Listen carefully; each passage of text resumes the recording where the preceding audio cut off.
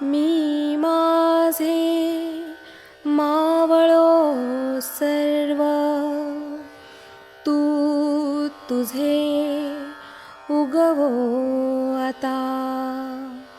मी तू पण जगन्नाथा,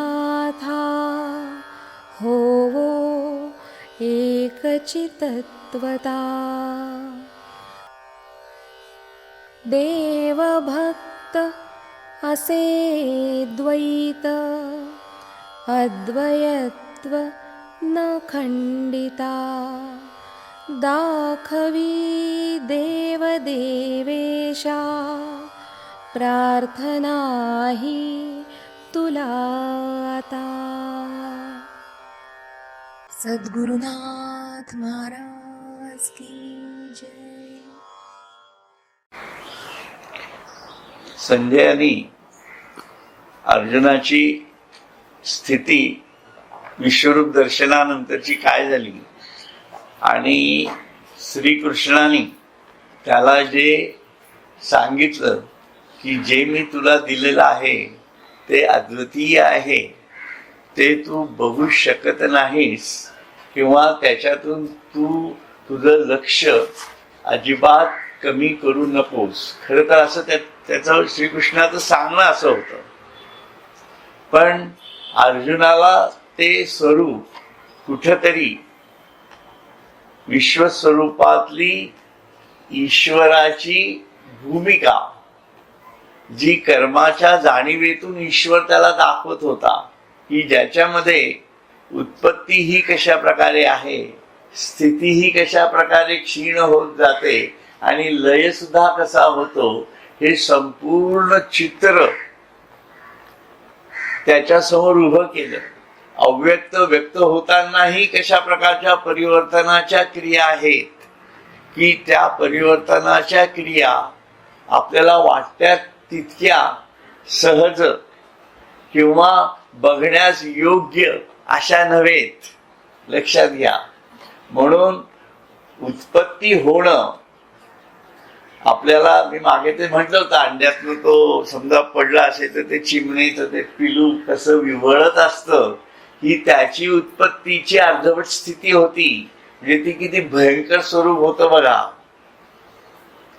म्हणून प्रत्येक जीवाची उत्पत्ती आपल्याला दिसते, मोड आलेला बियांमधला दिसतो, परंतु ते जे फाटणं आहे ते फाटणं खूप भयंकर स्वरूप असतं बघा. सूक्ष्मातली शक्ती आहे पण ती फाडते. आपल्याला मोड आलेलं धान्य खायला खूप आवडतं, नाही म्हणत नाहीये मी, परंतु त्या जाणीवेमध्ये गेलं की ते फाटणं काय हे आपल्या लक्षात येईल, है ना. आपण थोडा विचार करावा या प्रत्येक गोष्टीचा, म्हणजे आपल्या लक्षात येईल की हे स्वरूप कसं प्रकारचं आहे. आणि हे उत्पत्ती पण तशा स्वरूपातली आहे. आणि उत्पत्ती झाल्यानंतर स्थितीमध्ये सुद्धा कशी क्षीणता येत जाते, जी आपण पण पाहतो आपल्या जीवनामधून. म्हणून हा प्रत्येक टप्पा क्षीणतेकडे कसा जातो आणि शेवटी तो लय होतो. लय होतो म्हणजे पूर्णपणे हाडं मांस सगळं संपून जातं. फक्त धनंजय शिल्लक राहतो. बरोबर ना. फक्त धनंजय शिल्लक राहतो. म्हणून अव्यक्त आणि व्यक्त आणि परत अव्यक्त, आणि त्या व्यक्ततेमध्येच फक्त उत्पत्ती स्थिती लय आपल्याला बघता येतो. आणि अव्यक्त व्यक्त होतानाची प्रक्रिया ती परत वेगळीच, आणि व्यक्त अव्यक्त होतानाची प्रक्रिया परत वेगळीच. म्हणून ही संपूर्ण सायकल आपण आपल्या जीवनात समजून घ्यावी. याचं स्वरूप खूप भयंकर आहे. म्हणून आपला जन्म सुद्धा कसा झाला, आपण जीवन कसं जगलो, आपला लय सुद्धा होणारच आहे. मग लय झाल्यानंतर आपण अव्यक्त कुठे असू. हा जीवात्म्याच्या प्रवासाचा फार मोठा सर्कल आहे म्हणा, किंवा तो जो संपूर्ण चक्र आहे त्या चक्रामधला फार मोठा भाग आहे. आपण 80 वर्ष 90 वर्ष जगतो, बरोबर की नाही? अगदी गृहीत धरा 100 वर्ष जगतो, पण 100 वर्षाचा कालावधी हा व्यक्ततेचा जर धरला तर अव्यक्त 1000ही वर्षाचा असू शकतं. लक्षात ठेवा. आता तुम्हाला कळेल मानव जीवनाचं रहस्य नेमकं काय आहे, या जीवनाचं महत्व काय. कारण जीवात्म्याच्या जाणीवेमध्ये आतल वितल सुतल तलातल पाताळ ओम भूर्भुवः महा जनः तपः सत्यम, हा सर्व जीवात्म्याच्या जाणीवेतला प्रदेश आहे. लक्षात घ्या.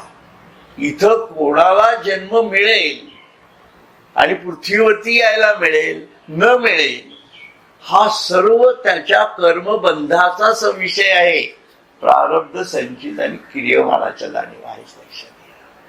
त्यामुळे याच्यामध्ये आपल्याला पुढचा विषय जो येतो मृत्यू नंतरचं जीवन आणि त्याचा कालावधी, याच्यात फार मोठी तफावत पडते. म्हणून जसं जसं आपण ब्रह्म साम्राज्यात जायला लागतो तसा तसा कालमापनाचा विषय मोठा होत जातो. म्हणून तुमच्या दासबोधातही ते वर्णन केलेलं आहे की पृथ्वीवरचा एक दिवस म्हणजे त्या ब्रह्माचे 1000 दिवस आणि त्याच्या पुढचे त्या याचा एक क्षण वगैरे वगैरे असे ती कालमापन. मला काही ते पाठ नाहीये, परंतु त्याचा संस्कृत श्लोक सुद्धा आधाराचा आहे, त्यांनी दिलाय दासबोधात. हा अभ्यासनीय विषय आहे, पण आपल्याला म्हणाय तो विषय मी याच्यातही घेतलेला आहे. आपल्या मला वाटतं परब्रह्म पुस्तकात घेतला आहे का गुरुपुत्र मध्ये घेतलाय मला आठवत नाही, पण तो घेतलेला आहे मी तो विषय सर्व. म्हणजे सांगण्याचं तथ्य काय आहे की मानव जीवन का महत्वाचं आहे हे त्याच्यातनं आपल्याला कळतं. आणि त्यामुळे आपल्याला आपल्या जीवनाकडे पाहून आणि विश्वाचं हे दर्शन अशा जाणीवेतनं घेतलं की आपणही घाबरतो ना. मरणाचा विषय आला की घाबरतो ना माणूस. मग विश्वरूप दर्शन हे अर्जुन का नसेल घाबरला, तुम्ही विचार करायला पाहिजे. हे स्वरूप संजय यांनी धृतराष्ट्राला सांगितलं. इथपर्यंत आपण मागच्या वेळेला आलो होतो, बरोबर. आता अर्जुन काय म्हणतोय बघा. विश्वरूप दर्शनानंतर तो म्हणतोय दृष्टवेदम मानुषम रूपम तव सौम्यम जनार्दन इदानी अस्मि संवृत्तः सचेतः प्रकृतीम गतः. 51वा श्लोक आहे. अर्जुन म्हणाला, हे जनार्दना, तुझे हे मनुष्याकृती असे सौम्य स्वरूप पाहून मी प्रसन्न चित्त झाल्यामुळे पूर्वीच्या स्वभाव स्वास्थ्याला प्राप्त झालो आहे. म्हणून अगोदरचं जे माझं स्वभाव स्वास्थ्य होतं पूर्वीच्या, बघा, कारण अगोदरच्या म्हटलं तर तो रणांगणावर आल्यानंतर त्याचं स्वभाव स्वास्थ्य बिघडलेलं होतं. तो मोहग्रस्त झालेला होता, तो युद्ध करायला नाकारत होता. परंतु विश्वरूप दर्शनाने त्याच्यामधला क्षात्र तेज, क्षत्रियत्व हे जागृत झालेलं होतं. म्हणून विश्वरूप दर्शनामधनं उत्साह त्याला मिळालेलाच होता. जरी तो घाबरलेला असला तरी त्याच्यामध्ये, कारण ते स्वरूप पाहिल्यानंतर मी तो काहीच नेनो ही स्थिती तयार झाली आणि तुझ्या त्याच्यामध्ये एक संपूर्ण समर्पणाची जाणीव तयार झाली. म्हणजे विश्वरूप दर्शनात काय होतं की आपल्यातल्या अहंकाराला पूर्णपणे निशेषता प्राप्त होते. का हा अभ्यास करायचा, का विश्व निर्मितीचा अभ्यास करायचा, कारण याच्यातल्या प्रत्येक जाणीवांमधून त्याचं स्वरूप कळतं आणि आपलं अहंकाराचं मी आणि माझं स्वरूप किती गौण आहे हे कळतं. आणि मरणाचं स्मरण असलं की ऑटोमॅटिकच अहंकार जातो. आणि एवढं ज्ञान निर्मिती आहे, या ज्ञान निर्मितीतून माझं ज्ञान किती थोकडं आहे हे कळतं. कारण मी काहीच बनवू शकत नाही ना आयुष्यात. तुम्ही काही बनवलंय का आयुष्यात? आपण कोणी उंदीर बनवलाय का? साधं ते मातीचे गणपती बनवतात तर केवढं कौतुक चालतं त्याचं. ही कलाकृती चित्र काढतात लोक, किती काढतात. हे कौतुक नाही असं नाही मला म्हणायचं त्याच, परंतु त्या ज्ञानाची भूमिका आणि प्रत्यक्ष डोंगर निर्माण करायचा, प्रत्यक्ष सूर्य तेज स्वरूप तयार करायचं, उंदीर करायचा पण त्याच्यात जीव निर्मिती करायची. केवढी ज्ञान जाणीव आहे ही कलाकृती. आणि तिला परत काळावर नियंत्रित करायचं. तुम्ही एकदाच केस काढाल हो चित्रामध्ये, आहे की नाही, त्या उंदरावरचे की एकदाच ते कान काढाल छोटे, पण ते कान मोठे होणार नाही येत ना त्याचे, ते तसेच राहणार आहेत. तो उंदीर तसाच राहणार. ती कलाकृती सूर्यास्ताचं चित्र काढलं तर तो सूर्य अस्तच दिसणार आहे तुम्हाला, उदय झालेला दिसणार नाहीये. पण प्रकृतीत तसं घडत नाही ना. प्रकृतीमध्ये सगळ्याला चलन आहे, त्याला वळण आहे, त्याला ज्ञान आहे. लक्षात घ्या.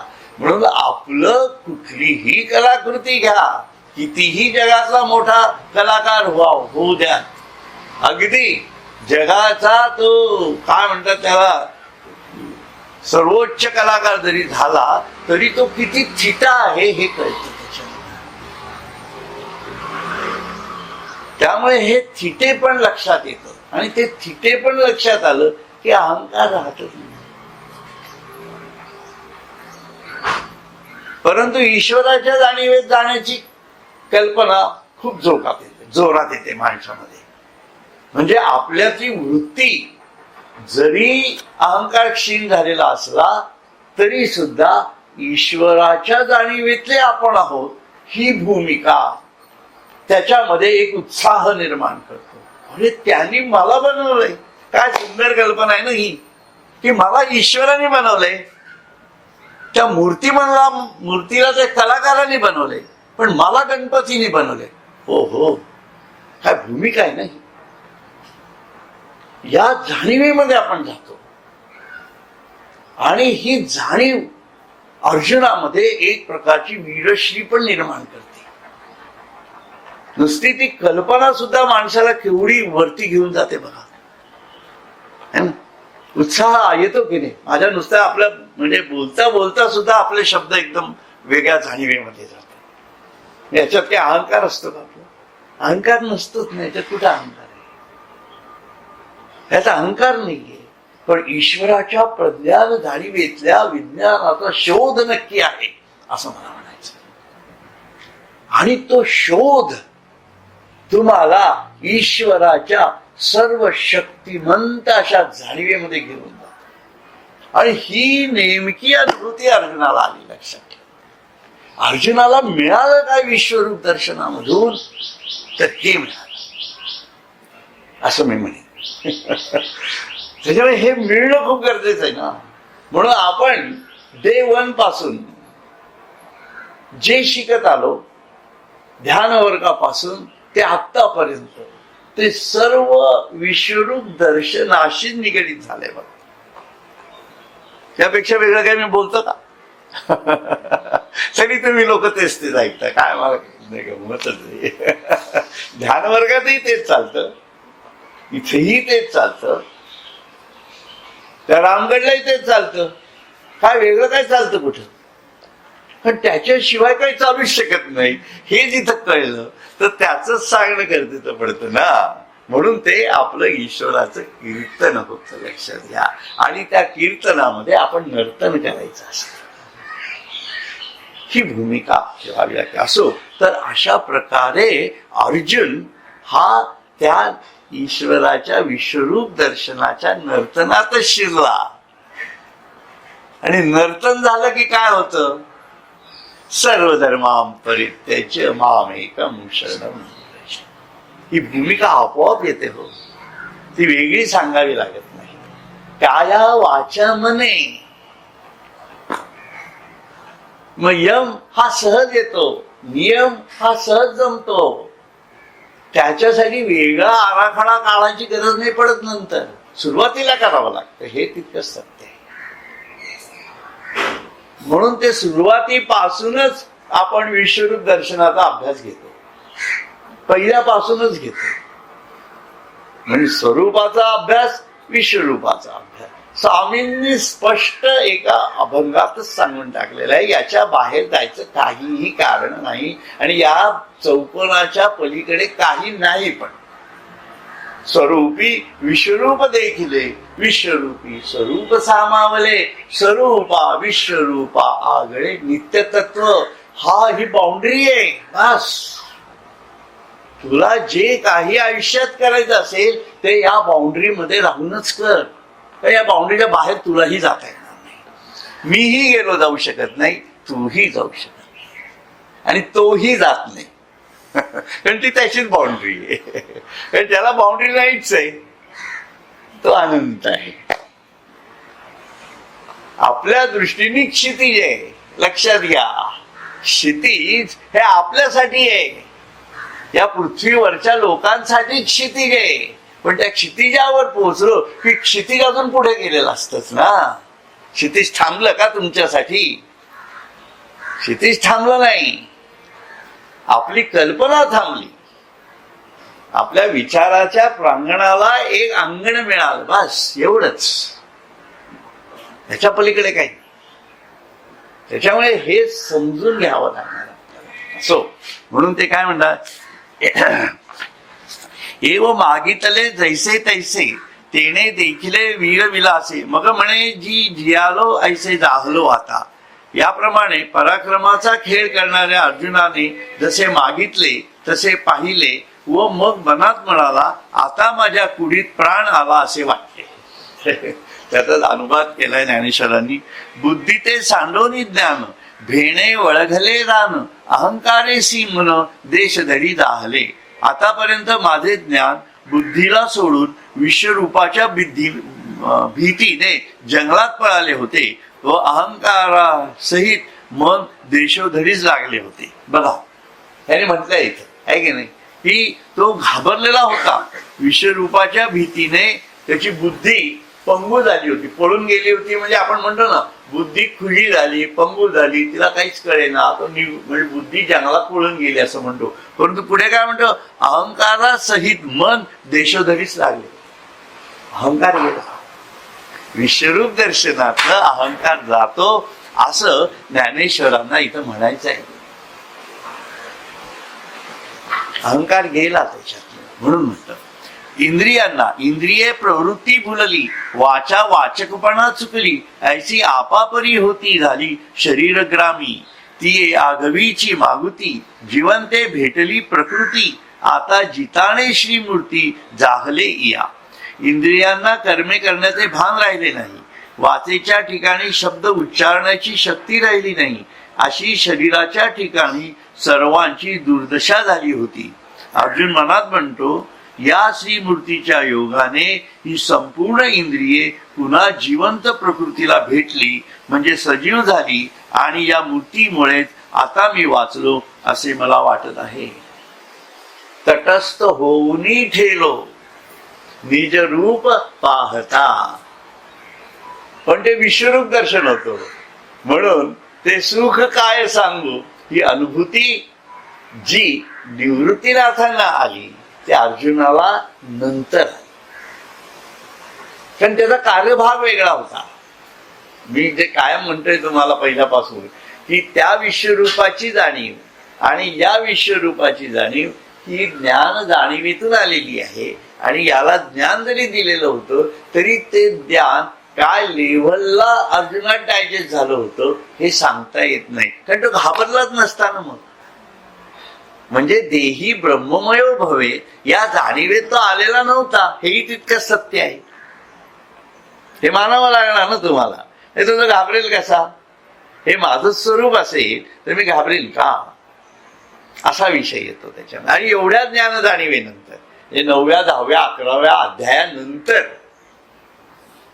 म्हणून हे जरा वेगळ्या प्रकारे संतांचं दर्शन, ज्ञानेश्वरांना भावलेलं पुरुषोत्तमाचं दर्शन स्वामी स्वरूपानंदांना भावलेलं पुरुषोत्तमाचं दर्शन, तुका आकाशा एवढा म्हणणाऱ्या तुकारामाचं पुरुषोत्तमाचं दर्शन आणि अर्जुनाला झालेलं दर्शन, याच्यामध्ये काहीतरी फरक आहे.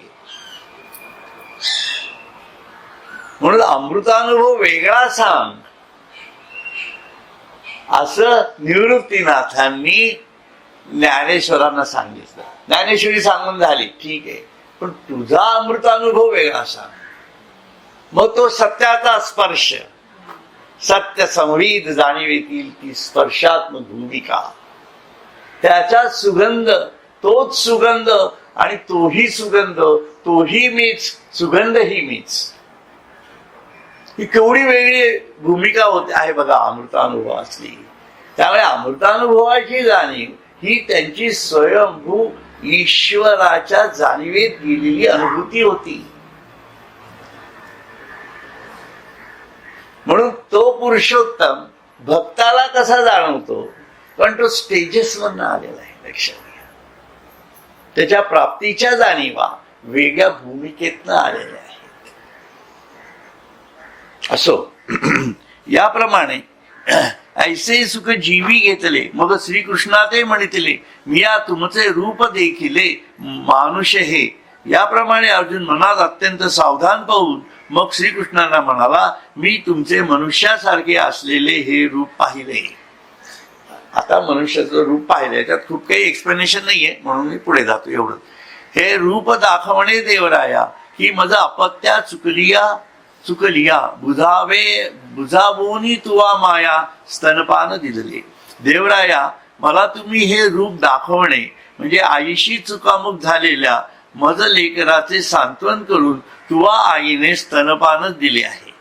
म्हणजे भरकटलेला मुलगा जो असेल, समजा घाबरलेला मंडईतला, त्याला त्याची आई भेटली तर त्याला जो आनंद होईल, तसा आनंद मला तुम्हाला झालेला आहे. या सर्वावरून अर्जुनाला ते विश्वरूप दर्शन डायजेस्ट झालं नाही, हे पण तितकंच महत्वाचं आहे.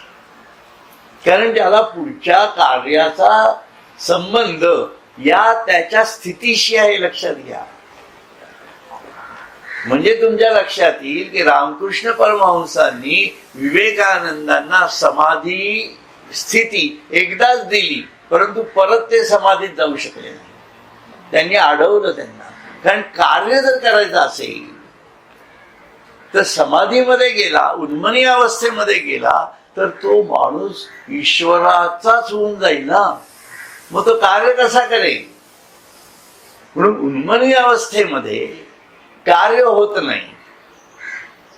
म्हणून अक्कलकोट महाराजांनी किंवा गजानन महाराजांनी किंवा तुमचे काय शंकर महाराज, या लोकांनी, हे सर्व आपले प्रियच आहेत, बरोबर आहे की नाही, पण यांचं कार्य विचार कराल तर यांनी काय कार्य केलं? त्यांच्या जीवनात जी लोक आली, त्यांचं उन्नयन केलं. म्हणून हे तत्वज्ञानी संत नव्हे. दोन संतांमध्ये फरक पडला.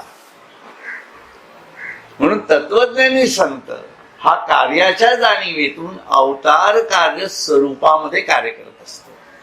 म्हणून ज्ञानेश्वर महाराज हे तत्वज्ञानी संत होते. ते श्रीकृष्णाचा किंवा विष्णूचा अवतार स्वरूपात येऊन त्यांनी इथं कार्य केलं. तुकाराम महाराज तत्वज्ञानी संत होते, लक्षात. एकनाथ महाराज तत्वज्ञानी संत होते. गोंदवलेकर महाराज तत्वज्ञानी संत होते. परंतु शिर्डीचे साईबाबा सबका मालिक एक, पण मालिक कुठला हेच माहित नाही लोकांना. म्हणजे त्यांना माहिती होतं, त्यांचा विषय नाही बोलत आहे मी, पण त्यांच्या भक्त लोकांना साईंचं स्वरूप किंवा गजानन महाराजांच्या भक्तांना गजानन महाराजांची उन्मनी अवस्था म्हणजे काय होती हे विचारलं तर त्यांना सांगता येईल का? तुम्हीच विचार. ते त्यांच्या मनामध्ये आपण गजानन महाराज व्हावं अशी इच्छाच नसते. साई भक्तांच्या भूमिकेमध्ये गेलात तर साई भक्तांना किंवा अक्कलकोट महाराजांची हे करणारी लोक, शंकर महाराजांची भक्ती करणारी जी लोक आहेत, त्यांच्या मनाला हा विचारच येत नाही कधी की आपण अक्कलकोट महाराज का होऊ नये. दिवस रात्र भक्ती करतील, दिवस रात्र ते जप करतील, पण मी अक्कलकोट महाराज का होऊ शकत नाही ही संकल्पना डायजेस्ट होत नाही त्यांना. म्हणून ते माझ्या पाठीशी आहेत असं म्हणतात. आणि आपण काय म्हणतो, माझं हृदयी सद्गुरू. दोन भूमिकेत फरक आहे. ही खूप स्पष्टता आहे, लक्षात घ्या. ही तत्वज्ञानाची स्पष्टता आहे. म्हणजे याचा अर्थ त्यांची योग्यता कमी झाली असं अजिबात नव्हे. तेच मला येऊन दर्शन देतात ना, तेच माझ्याकडनं काकडा घेऊन घेतात, तेच शंकर महाराज घेतात ना. मग मला त्यांच्याबद्दल प्रेम नाही किंवा भक्ती नाही किंवा ते मला कुठे जाणत नाहीत असं कसं होईल. ते तर माऊली स्वरूप आहे तो सर्व. पण माऊलीचं सुद्धा विविध स्वरूपाचा आविष्कार जो माझ्या जीवनाशी निगडित आहे तेच मला उपकारक आहे ना. कारण कधी ना कधी तरी मला या मागण्यांमधून बाहेर पडायलाच पाहिजे ना. तर मी आयुष्यभर मागणीच मागत बसणार आहे, मी कार्यात येणारच नाही. अर्जुनाने कुठेही मागणी केलेली नाहीये, लक्षात घ्या. त्याची वैयक्तिक मागणी कुठेही नाहीये. श्रीकृष्ण एवढा जवळ असून सुद्धा एकदाच त्यांनी त्याला चान्स दिला होता, तुला काय पाहिजे ते माग, मी पाहिजे का सैन्य पाहिजे, बस एवढीच मागणी. ती एकदा मागितली त्यांनी, तू पाहिजे, संपला विषय. त्याच्यानंतर अर्जुनाने काही मागितली नाही त्याला. म्हणून तो महाज्ञानी होता असं म्हणतो आपण. तो महामानव का होता, तर असं आपण जगू शकत नाही.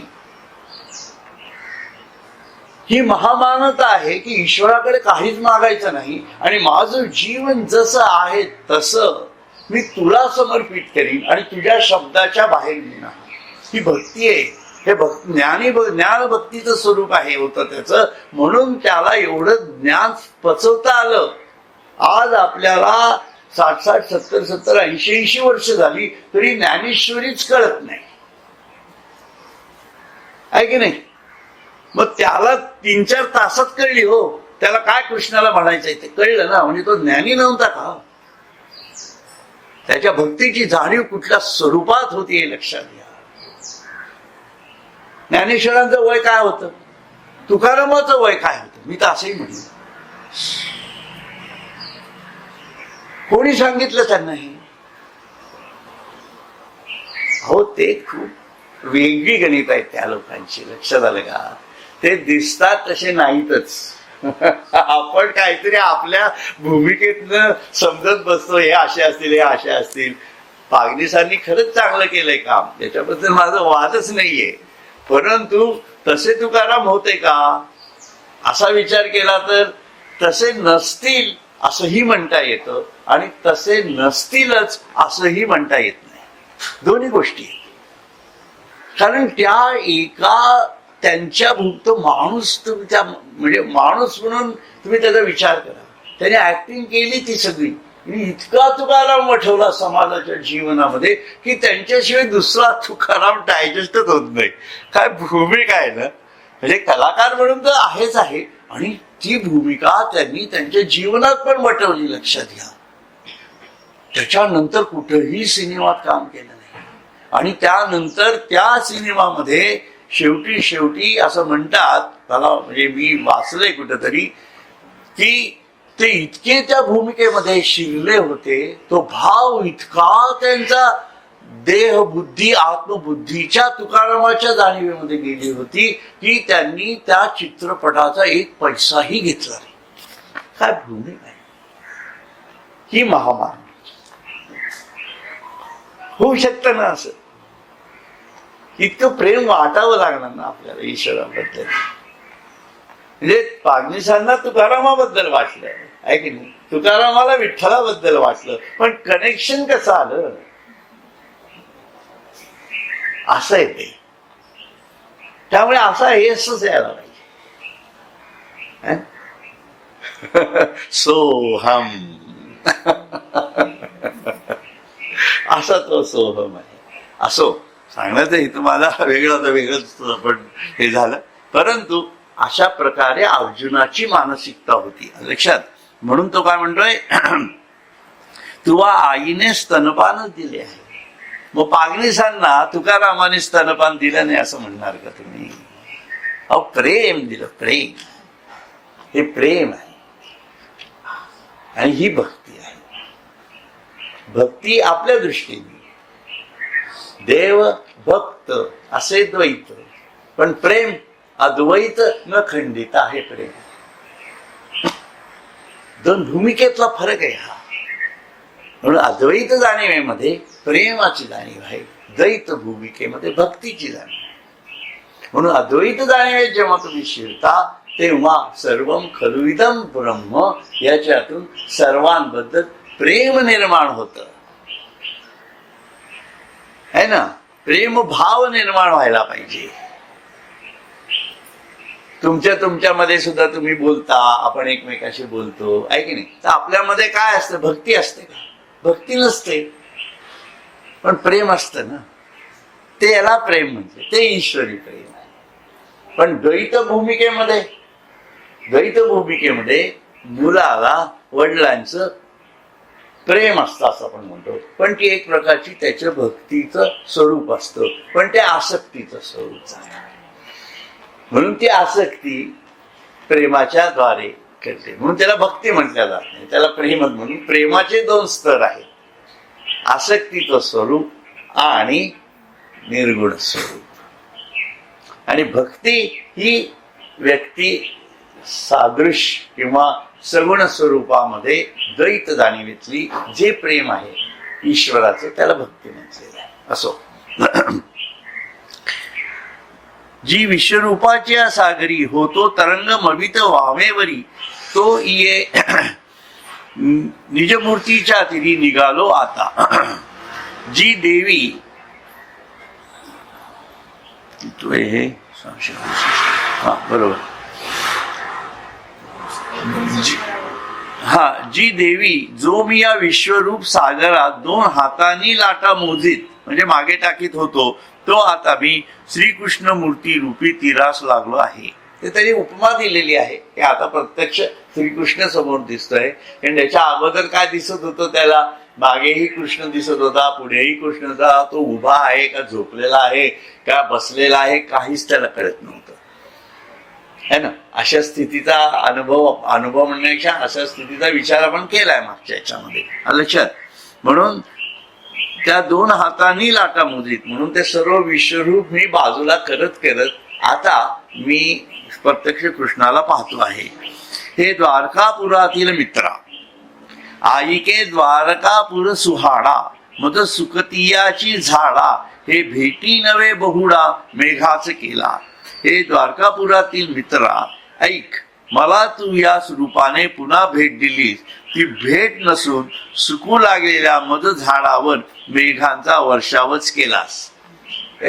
उपमा दिली एवढंच आहे की तू भेटल्यामुळे, नाहीतर माझे प्राण कंठाला आलेले होते, मी शुष्क झालेलो होतो, संपूर्ण घाम फुटला होता, तर तू मला याच्यातनं बाहेर काढलं. खरोखरच जी सावियाची तृषा फुटला तयामध अमृत सिंधू हा भेटला, आता जिनियाचा फिटला अभरवसा. त्याला जीवनाचा म्हणजे प्राण कंठाशी आला होता ना, त्याच्यामुळे आता मृत्यू येतो की काय या जाणीवेत तो आलेला होता. म्हणजे मृत्यूची भीती प्रत्यक्ष विश्वरूप दर्शन घेताना सुद्धा त्याला होती, लक्षात घ्या. त्यामुळे त्याच्या संवेदना आणि संतांच्या संवेदना यात फरक पडतो. आता हे तुमच्या लक्षात येईल मी काय म्हणतो आहे की नाही. कारण त्याला खरोखरच तृषेने पिडलेल्या मला तुझं कृष्णमूर्तीचे दर्शन म्हणजे अमृताच्या समुद्राचीच प्राप्ती होय. आता जो जगण्याचा भरवसा नव्हता तो नाहीसा झाला. म्हणून जगण्याचा भरवसा माझा गेलेला होता असं त्याला वाटतं. म्हणून म्हणजेच काय झालं की त्याच्यामध्ये ही संपूर्ण आध्यात्मिक जाणीव पूर्णपणे अगोदर स्थिर झालेली नव्हती. म्हणून विश्वरूप दर्शनानंतर सुद्धा त्याच्यात उत्साह आला, तेव्हा सर्व नंतर तो शांत झाला. शांत झाला म्हणजे त्याच्या अगोदरच्या मूळ स्थितीमध्ये तो आला. म्हणजे युद्धाच्याही अगोदर त्याची जी स्थिती होती त्या स्थितीला तो आला असं म्हणायचंय मला. युद्ध सुरू व्हायच्या अगोदरच्याही अगोदर, म्हणजे तो घरातनं निघाला असेल त्यावेळेच्या स्थितीला तो आला, किंवा त्याच्या अगोदरच्या 1 महिन्याच्या स्थितीला आला की जिथे कुठलाच तरंग त्याच्या मनामध्ये नव्हता, आणि he can think in right sense. म्हणजे थोडक्यात त्याचा विवेक जागृत झाला होता. इथं विवेक जागृत होणं ही त्याची मूळ स्थिती समजावी असं मला वाटतं. लक्षात. आणि त्याशिवाय त्याचा संभ्रम जाणार नाही, उत्साह येणार नाही, आहे ना. जे पाहिलं ते त्यांनी नाकारलं जरूर, पण त्याची भूमिका बदलली, हेही महत्वाचं आहे. म्हणजे त्याचा विवेक बदलला, त्याच्या मनबुद्धीच्या जाणीवा बदलल्या, कारण त्याला आता विश्व वेगळं आहे आणि त्याच्यातला ईश्वर कसा आहे तेही समजलं होतं.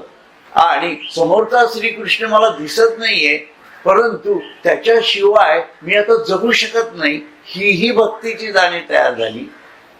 म्हणजे आत्मानात्म विवेकही वेगळ्या प्रकारे त्याच्यामध्ये हळूहळू आत आला, असंही म्हणायला काही हरकत नाही थोड्याफार प्रमाणात.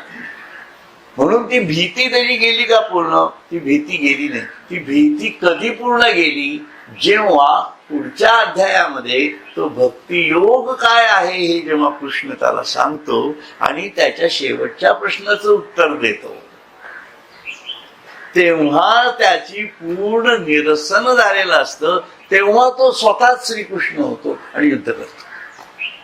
कारण ती स्टेज पुढची आहे, अजून यायची आहे. लक्ष, अजून ती यायची आहे स्टेज, म्हणून तो म्हणतोय.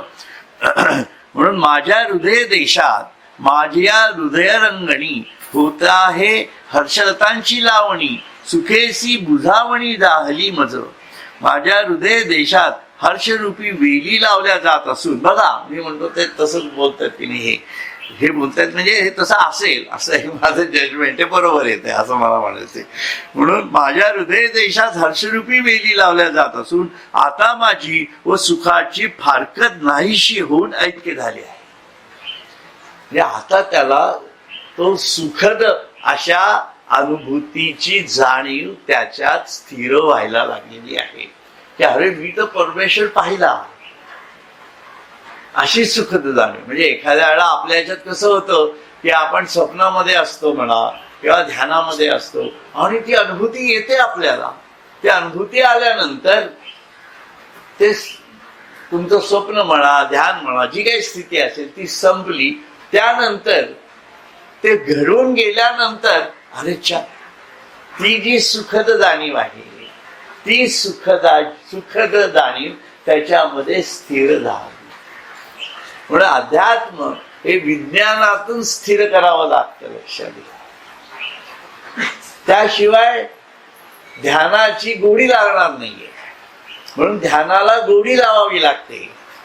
म्हणून अगोदर बळजबरीने बसायचं 1 तास. मी मागच्या वेळी सांगितलं, तास 1.5 तास बसा, बसून तर बघा, आहे की नाही. सिनेमाच्या थिएटरमध्ये जातो, 3 तास बघतो ना आपण सिनेमा, मग तेव्हा गुडघे, पाय, मांड्या, शरीर अगदी असं अगदी चेहरे करून लोक पाहत असतात, आहे की नाही. मग तेव्हा जाणीव नसते आपल्याला, कारण तो आनंद वी एन्जॉय दॅट. तुम्ही एखादी गोष्ट एन्जॉय करायला लागलात की तुम्हाला शरीर साथ देणार आहे, लक्षात घ्या. म्हणून ध्यानात एन्जॉयमेंट घेता यायला, आणि ज्याला ध्यानामध्ये एन्जॉय करता आलं ना, लक्षात घ्या की त्याला ईश्वर दूर नाही. म्हणून ध्यानावर खूप जोर का देतो आपण, त्याचं कारण तिथं आहे. आणि आपली सर्वांची वय पाहता आपण ध्यानावर जोर देणंच गरजेचं आहे. आता जर आपण जप करत बसलात, पूजा करत बसलात आणि ध्यान सोडून बाकी सगळे उद्योग करत बसलो आपण, तर लक्षात घ्या तर त्याचा कुठंतरी, काल मी गोरक्षनाथांचा आता शेवटचे 2 श्लोक राहिले आहेत, शब्दी त्यांच्या राहिल्या आहेत लिहायच्या, तर कालची शब्दी लिहित होतो म्हणजे अजून लिहायला नाही घेतली मी, पण त्याचा अभ्यास करत होतो तेव्हा मला बराच वेळ प्रश्न पडला होता. त्यांनी काही गोष्टी अशा सांगितल्या, मला वाटतं मी काल तुमच्याशी बोललो या विषयात, आहे ना, की त्याच्यामध्ये त्यांनी प्रत्येक श्वासामध्ये आपण उठताना किती श्वास होतात, 12 श्वास होतात, नंतर नाही बसताना 12 श्वास होतात, हिंडताना 18 श्वास होतात आणि एरवीला आपले 34 श्वास होतात, त्यानंतर झोपेत आपले 30 श्वास होतात. असं काहीतरी गणित मानलं आणि हे सर्व श्वास आपण वाया घालवतो असं त्यांनी सांगितलं. म्हणून अजपा जपात शीर असं त्यांचं प्रतिपादन आहे. ते आता मी आज मांडीन ते प्रतिपादन. शेवटचे 2 श्लोक आता राहिलेले आहेत, म्हणजे 80 श्लोक आपले कंप्लीट होतात. गोरखबाणी कंप्लीट होईल म्हणजे थोडक्यामध्ये. तर ते जे आहे त्याच्यामध्ये ते असं म्हणतात की अजपा जपाच्या जाणीवेची. आता या श्वासांच्या भूमिका रामदास स्वामींनी सांगितलेल्या श्वासांच्या भूमिका आणि विज्ञानाने सिद्ध केलेल्या श्वासांच्या भूमिका असे 3 चार्ट मी तयार केले. हे माझा वेळ कसा गेला ते सांगतो तुम्हाला. कारण विज्ञान काय सांगतं, 12 ते 20 श्वास 1 मिनिटात होता. 1 मिनिटात 12 ते 20 श्वास होतात असं विज्ञान सांगतं. रामदास स्वामी काय सांगतात, काही 17,000 का काय ते त्यांनी सांगितलेले. 21,600 का 700 सांगितलं. 21,600 सांगितलं बरोबर ना. तर त्याला मी 24 तास गुणिले 60 यांनी भागितलं बरं का. तर ते येतात 15. म्हणजे आणि आत्ताचं आधुनिक सायन्स सांगतं 12 ते 20 श्वास ऍव्हरेज सांगतं. म्हणजे ते 15 येतं साधारण गृहीत धरा, आहे की नाही. म्हणजे ते आधुनिक विज्ञान आणि तुमचे दासबोध का हे जुळतात बरोबर. रामदास स्वामींचं जुळतंय गणित. म्हटलं आता याच्यामध्ये गोरक्षणासनं कसं जुळवायचं हा माझ्या समोरचा मोठा प्रश्न बरं का. मग मी त्यांच्या प्रत्येकाचा हे काढला. मग त्यांचा एक साधारण गणित धरलं की आपण 6 तास झोपतो. कारण इकडे कसं झाले, त्यांनी 30 श्वास झोपेचे धरले आणि 34 तास इतर धरले. 34 श्वास इतर याचे धरले. आता 30 आणि 34 जरा जवळची फिगर आहे. म्हणून मी म्हटलं की हे 6 असतील आणि हेही 6, 6.5, 7 तास असतील समजा. कशाचे इतर वेळ जो आपण आयुष्यात घालवतो तो. मग मी तो आता धरताना 6 धरला. आणि मग आता राहिला काय वेळ, 6 तास झोपेचे गेले, 24 तासात 6 तास गेले बरोबर आहे की नाही. म्हणजे 18 तास शिल्लक राहिले. तर 18 तासामध्ये 6 तास हे गेले. म्हणजे बसणे आणि हिंडणे याची विभागणी केली तर ती 2 आणि 4 तास अशी केली. आणि त्यांनी दिलेल्या श्वासाची जुळवणी केली तर ते सर्व श्वास 12 आले बरोबर. यू विल नॉट बिलीव्ह, मी इतका ऍस्टॉनिश झालो ना, मी डोक्याला असा हात लावून 10 मिनिटं बसलो. रिअली असं माझं दासबोध करताना मी खूपदा माझं असं व्हायचं. तुमचे होत असेल, तुम्ही वाचताय सध्या. अहो वेळ लागतं माहितीये का, खोटं नाही सांगत तुम्हाला. हे असे शोध लागतात ना तेव्हा की गोरक्षनाथांनी कसं हे काढलं असेल, आहे की नाही. मी तेवढ्या सूक्ष्म जाणीवेतून हयात त्या गृहस्थाने अभ्यास केला असेल. ते प्रत्यक्ष शिवच होते, शिवाचाच अवतार होते. शिवच मत्स्येंद्रनाथांकडनं अनुग्रह घेऊन गेले आणि संप्रदाय वाढवला गोरक्षनाथांनी. असं सगळं स्वरूप आहे. त्यामुळे म्हटलं आता काय मी घेत नाही. म्हटलं आता मी वेगळ्या देशामध्ये गेलो होतो त्यावेळेला, म्हणून मी काही ते काल लिहिलं नाही. परंतु इतकं भारी होतं ते माहिती का. ही जी सुखद मी जे सांगतोय तुम्हाला हे सुख आहे. ते सुख काय सांगतो. म्हणून या जाणीवेमध्ये आपण जेवढे शिरू ना, ही एक प्रकारची ध्यानामधलीच जाणीव असेल मे बी, किंवा आपण ध्यान करून बघा. म्हणून ध्यानात आनंद घेतला. ध्यानात मला आनंद येत नसेल म्हणजे काय होतं, सुरुवातीला होतं हे. मला त्या गुप्तांचा मिळून सतत फोन येतो, रोज 2 दिवसांनी फोन येतो. सर ऐसा होता है, वैसा होता है, श्वास लेता है. तो एक तर मला हिंदी धड बोलता येत नाही, प्रॉब्लेम. असं ते मी शेवटी त्यांना सांगितलं, आप श्वास लेते आहे ना, श्वास घेतो ना आपण, श्वास घ्या. मग तो किती वेळ घ्यायचा, किती मिनिटं घ्यायचा, किती सेकंद, याच्याशी काही घेणं देणं नाही देवाला. देवाने दिलाय ना तुम्हाला श्वास, त्या माणसाने दिलाय, देवाने दिलाय. मग देवाच्या जाणीवेतनं देवाचा श्वास घ्या. अजून काय पाहिजे तुम्हाला? बरोबर ना जगणारे सर? आपण रोज देवाचा श्वास घेतो ना, का प्राणायामाचा श्वास घेता तुम्ही? मग तो रोजचा श्वास घ्या ना, काय प्रॉब्लेम काय आहे त्याच्यामध्ये? आणि तो घेताना असा घ्या की ज्याच्यामध्ये तो श्वास आपल्या ज्ञानामध्ये जाणं. पण साधकाने थोडं तरी ज्ञान घ्यावं ना आणि तो स्थिर करायचा. कारण कुठलीही भावना श्वासाच्या प्राणाच्या जाणीवेतूनच बाहेर येत असते. मग मी ब्रह्म आहे ही भूमिका प्राणाच्या जाणीवेतून माझ्या शरीरातच स्पंदित जर करायची असेल तर तो ती संपूर्ण जाणीव आपल्या मस्तकापर्यंत का न नेणी, असं म्हणते मी. ही सोहम साधन आहे. मग ती जाणीव जर मस्तकापर्यंत, राग डोक्यात जातो म्हणजे काय होतं? जातो ना राग डोक्यात. मग राग जर डोक्यात जातो तर ईश्वर माझ्या डोक्यात का जाऊ नये? बघतोय बघा, आहे ना? म्हणून ईश्वराला डोक्यात न्या आणि त्यालाच आपल्या शरीरात, कारण तो राग परत शरीरात व्यक्त होतो, आहे की नाही? मग ईश्वराला व्यक्त करा. त्याच्यापेक्षा वेगळी काय साधन आहे? त्याच्यापेक्षा सोपं देवाने तरी काय द्यायचं आपल्याला? तुम्ही मला सांगा. एवढंही आपल्याकडनं आनंद स्वरूप आपल्याला घेता येत नाही, तर मग काहीतरी आपल्यात बिघाड आहे हे लक्षात घ्यावं माणसाने. लक्षात, तो बिघाड दुरुस्त करायचा प्रयत्न करा. तो बिघाड गावभर सांगत बसू नका, दुरुस्त करा आणि आनंद घ्या, असं मला वाटायचं. म्हणून तो बिघाड दुरुस्त करण्याची प्रक्रिया, कारण तुझा तू वाढवी राजा आहे. स्वये कष्ट द्या विणका होतो कोठे आत्मोद्धार. मग कष्ट तर घ्यावेच लागणार आहे. ज्ञानेश्वरांनी काय कमी कष्ट घेतले? त्यामुळे आपण काहीच कष्ट घेत नाही, खोटं नाही सांगत. आपल्याला इतकं सुख प्राप्त आहे ना, ईश्वराने दिलेलं आहे सुख, परंतु आपल्याला त्या भूमिकेत जाण्याची इच्छाच होत नाही. आपण कुठेतरी भलतीकडे अडकत बसतो, आहे की नाही? इतका सोपा श्वास आहे, मग तो अवघड कशासाठी करायचा? What is the logic behind it? तुम्हाला पटतं? मी काय सांगतो ते पटतं ना? हा, अवघड करू नका.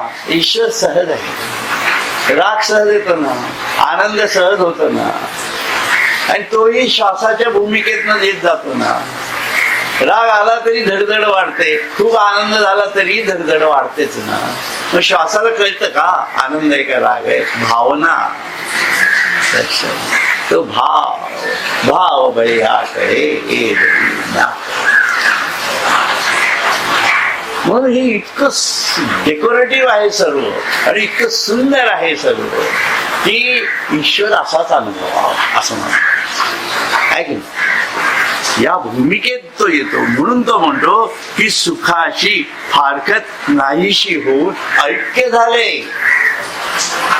अर्जुन म्हणतो आता ऐक्य झालं, बरे का? आता त्या ऐक्य झाल्यानंतरच्या जाणीवेतून श्री भगवान उवाच, ते काय म्हणतात बघा, सुदूरदर्शमिदं रूपम दृष्ट वानसी यन्मम देवा अप्यस्य रूपस्य नित्यम दर्शन कांक्षिणः. श्री भगवान म्हणाले, अर्जुना, मला ज्या रूपाने तू पाहिले आहेस त्या रूपाने पाहणे अत्यंत दुर्लभ आहे. श्रीकृष्णाने अजून त्याची भूमिका सोडलेली नाहीये, लक्षात ठेवा. तो त्याला अजून म्हणतोय की हे तुझं घाबरला, हे चुकच आहे. त्याला श्रीकृष्णाला मान्य नाही येते, लक्षात आलं? म्हणून विश्वरूप दर्शनाचा अभ्यास आणि त्याचा कंटाळा हे आपलं घाबरणं आहे. आपण का घाबरतो? कंटाळा आहे आपलं घाबरण्याचं लक्षण आहे ना.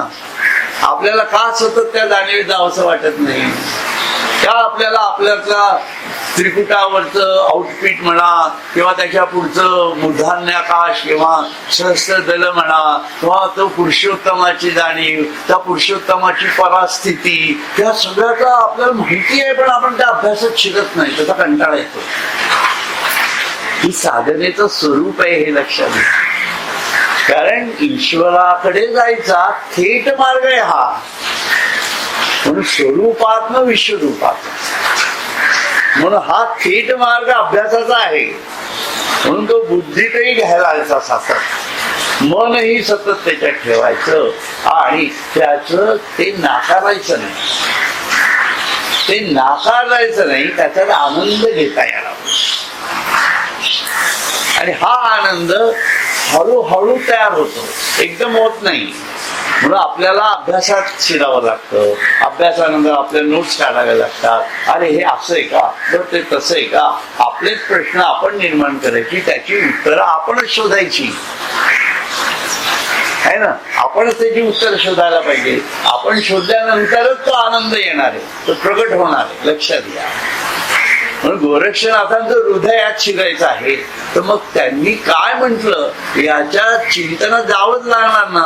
मग ते हृदय, त्यांचं हृदय आणि आपलं हृदय ज्या क्षणाला एक होतं तेव्हा ते एकरूप होतं.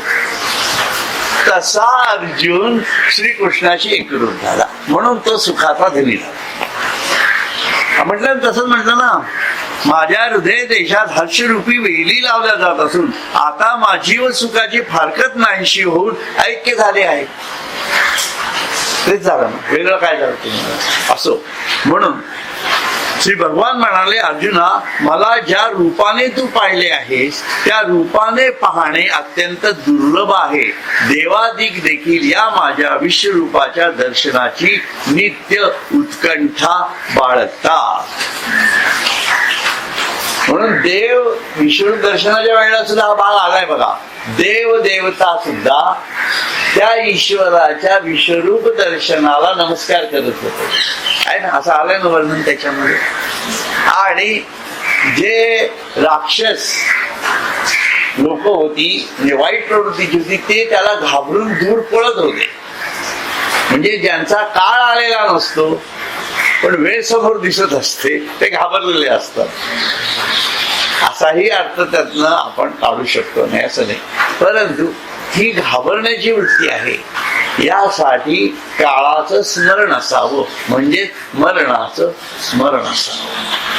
कारण ती वास्तवता आहे, लक्षात घ्या. विश्वरूप दर्शन हे वास्तवता आहे. म्हणून वास्तवता नाकारणं हे चुकीचं आहे. आणि त्याचे अभिलाषी देवदेवता सुद्धा आहेत असं तो म्हणताय.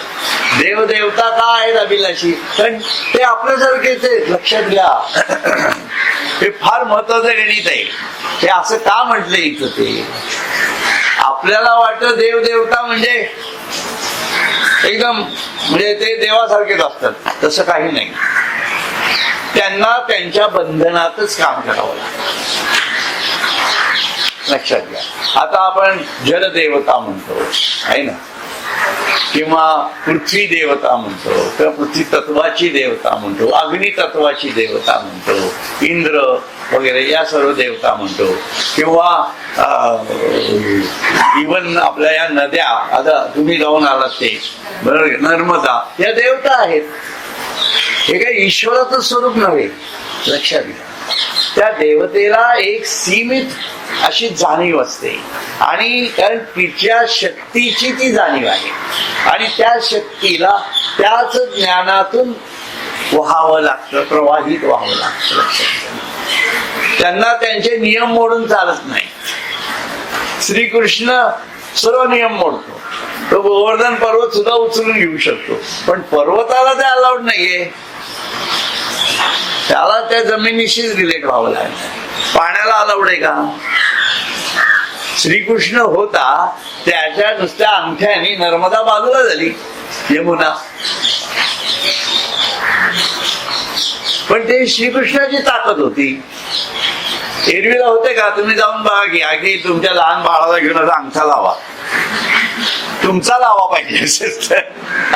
हे झाड आलं नाही, उलटी खाली ओढते आपल्याला. म्हणजे कसं स्वरूप आहे बघा. मला सांगायचा हेतू काय आहे की देव देवतांचं स्वरूप असतं, त्यांना सुद्धा आपलं कसं स्वरूप आहे. आपण पण ईश्वराची विभूती आहोत ना. त्याच्यातलं मन हे आपलं ईश्वराची विभूतीचं स्वरूप आहे.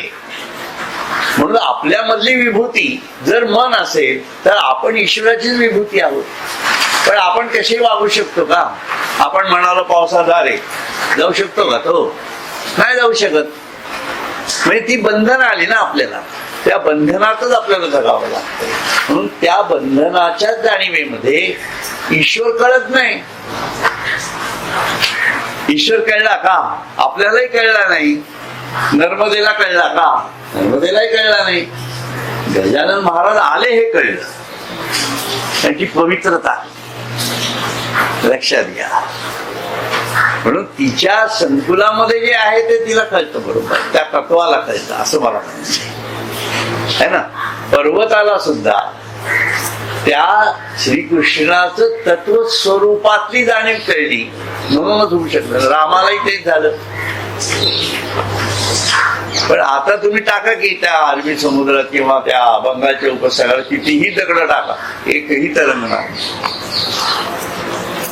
टाळत ही भूमिका लक्षात घ्या. कारण हे लिमिटेशन्स आहेत त्या ताकदींचं, त्या ज्ञानाच्या देवतांच्या स्वरूपाचं.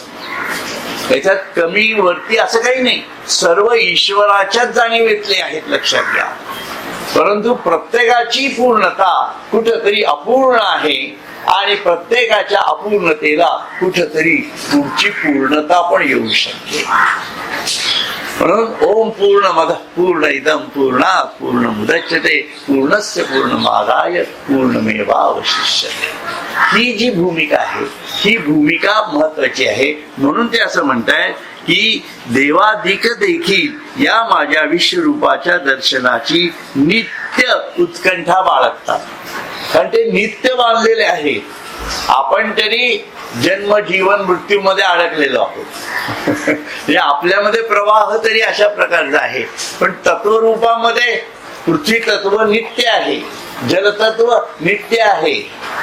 त्यांना प्रलयाच्या भूमिकेतच फक्त ईश्वराला भेटता येतं. एरवीला भेटता येतं का? एरवीला भेटता येत नाही त्यांना. त्यामुळे पराशक्तीच्या जाणीवेतली कार्यक्षमता ती अपरेत येते. अपरेमधली त्या शक्तीची विभाजित आणि ज्ञानाची विभाजित जाणीव या सर्व गोष्टी बंधनाला कारण होतात. म्हणून हे सर्व अपराशक्ती मधले देवदेवता स्वरूप जे आहे हे कुठंतरी सीमित जाणीव. या सगळ्याची उत्तर सापडतात बघा. तुम्ही जर नीट अभ्यास केला हे असं का, याची उत्तर सापडतात. म्हणून परापरा ज्ञानाची विभाजणी, अष्टधा प्रकृती, त्याची निर्मिती, त्याच्यातनं सर्व निर्माण, ब्रह्मांड निर्मिती, त्यातले आपण, त्यात आपल्यामध्ये असणारी ईश्वराची शक्ती, ईश्वर आपल्यामध्ये, त्याचीच क्रियाशक्ती, त्याचीच ज्ञानशक्ती, याचा आपल्यामधला उत्कर्ष, तो विकास मनाच्या या ईश्वराने दिलेल्या प्राणाच्या जाणीवेवर मन स्थिर करायचं आणि त्या मनाला विकास करायचा. सगळी यंत्रणा आहे. ही अशी कार्य करतात सातत्याने. याला चक्रवत परिवर्तन ते असं म्हणूया. असो तर इथे आपण आता थांबूयात. हरिओम तत्सत. हरिओम तत्सत. हरिओम तत्सत.